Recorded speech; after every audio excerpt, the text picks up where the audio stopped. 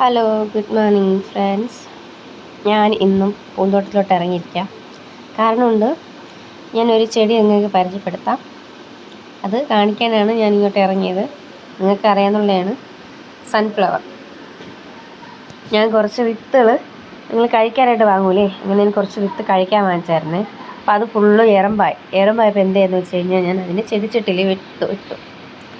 അതിങ്ങനെ കുറേ വിത്തുകളായിട്ട് ഇങ്ങനെ കുറേയൊക്കെ പോയി, കുറച്ച് നമുക്ക് 4-5 തൈകൾ കിട്ടിയായിരുന്നു.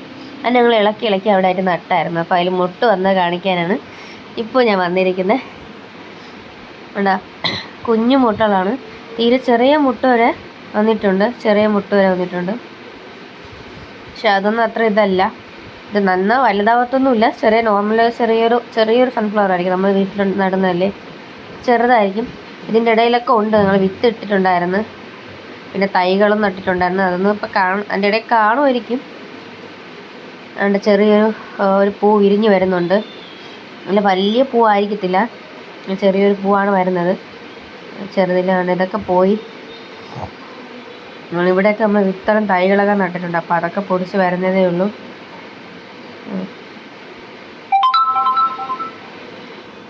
ഇതിൻ്റെ ഇടയിൽ നട്ടിട്ടുണ്ട്, പക്ഷെ അത് കാണുന്നില്ല. ഈ ചെടികളെല്ലാം രാമതുളസി, കൃഷ്ണതുളസി എല്ലാം കൂടെ ഒരുമിച്ച് നിൽക്കുന്ന ഇടയിൽ അത് കണ്ടുപിടിക്കാൻ ബുദ്ധിമുട്ടാണത്.